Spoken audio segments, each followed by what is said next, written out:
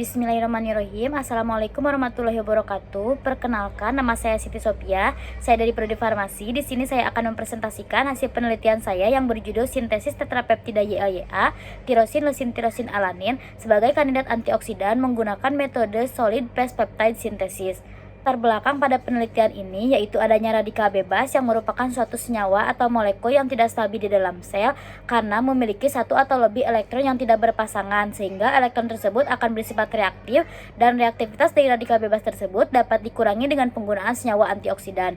Di mana menurut Hotibul Umam terdapat beberapa peptida bioaktif yang diisolasi dari protein aktomyosin daging babi yang memiliki aktivitas antioksidan, salah satunya yaitu fragmen yang memiliki urutan asam amino DAYA, asam aspartat, leusin, tirosin, alanin. Namun pada penelitian ini dilakukan sintesis tetrapeptida YAYA, tirosin, leusin, tirosin, alanin yang merupakan analog dari tetrapeptida DAYA, di mana sintesis tetrapeptida YAYA ini diharapkan lebih aman dari segi kehalalannya dibanding tetrapeptida yang diisolasi dari protein aktomyosin daging babi, serta diharapkan dapat memiliki aktivitas antioksidan yang lebih tinggi.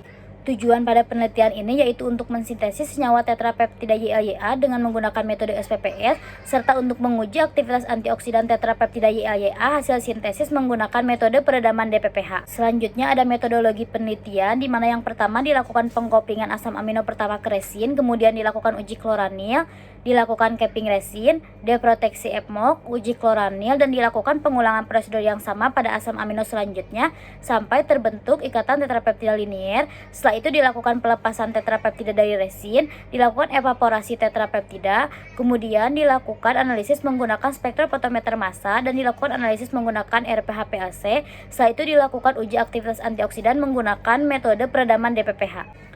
Selanjutnya ada prosedur kerja. Yang pertama ada pengembangan resin, di mana resin yang digunakan yaitu resin 2-klorotritilklorida yang dilarutkan menggunakan DCM. Selanjutnya ada pengkomplingan asam pertama yang dilakukan yaitu untuk FMOC ala OH, di mana dilarutkan dalam DCM dan DPA. Kemudian setelah itu dikocok selama 4 jam. Setelah itu ada capping resin, di mana capping resin ini yaitu dengan cara menambahkan campuran larutan metanol DCM dan DPA sebanyak 5 ml ke dalam tabung reaktor yang berisi asam amino pertama dan resin.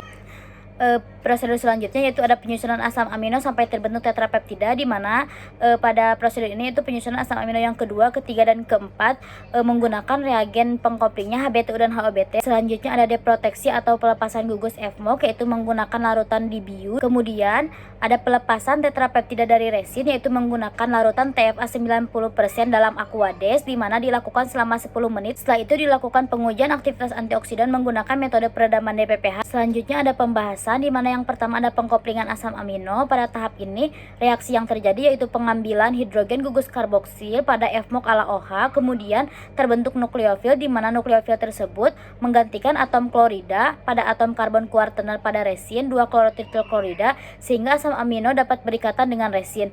Untuk asam amino yang kedua, ketiga, dan keempat dilakukan prosedur yang sama, namun di sini menggunakan reagen koplingnya HBTU dan HOBT. Selanjutnya dilakukan uji kloranil yaitu untuk menguji apakah proses pengkoplingan telah berhasil atau tidak dengan melihat adanya perubahan warna. Apabila pengkoplingannya berhasil ditandai dengan tidak adanya perubahan warna pada uji kloranil. Selanjutnya ada loading resin, di mana loading resin ini untuk mengetahui jumlah asam amino yang terikat pada resin, di mana hasil loading resin pada penelitian ini yaitu diperoleh 0,11 mol per gram, di mana dari nilai ini dapat menandakan bahwa resin dapat mengikat asam amino dengan baik. Selanjutnya ada capping resin, di mana capping resin ini dilakukan untuk menutupi gugus aktif pada resin 2-klorotritilklorida agar dapat mencegah asam amino selanjutnya berikatan dengan gugus aktif pada resin yang masih tersisa. Selanjutnya ada deproteksi FMOC, di mana deproteksi FMOC ini yaitu untuk melepaskan gugus FMOC supaya asam amino 1 dapat berikatan dengan asam amino yang selanjutnya. Pada proses deproteksi ini menggunakan pelarut DBU yang bersifat basah karena FMOC ini labil pada suasana basah. Selanjutnya ada uji kloranil, di mana uji ini untuk menguji keberhasilan proses deproteksi, yang apabila proses deproteksinya berhasil ditandai dengan adanya perubahan warna.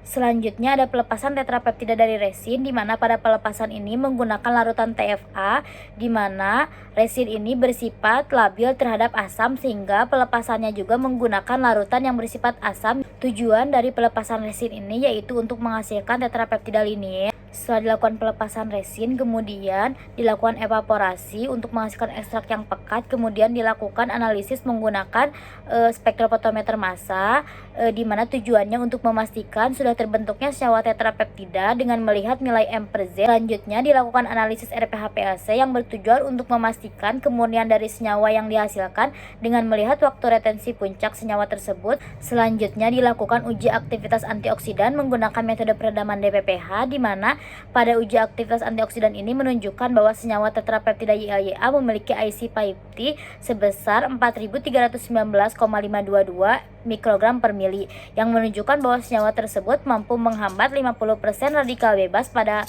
DPPH pada konsentrasi tersebut. Pada penelitian ini dapat disimpulkan bahwa senyawa tetrapeptida YAYA ini berhasil disintesis menggunakan metode solid phase peptide synthesis dengan massa 114,6 mg serta ditandai dengan hasil karakterisasinya menggunakan spektrofotometer massa dengan nilai M per Z-nya 529,5621 pada puncak ion M plus H plus 1, di mana senyawa tersebut belum murni karena dari hasil analisis RPH-PAC-nya dapat dilihat masih banyaknya puncak-puncak minor, di mana senyawa tetrapeptida YAYA ini memiliki waktu retensi pada menit ke-9.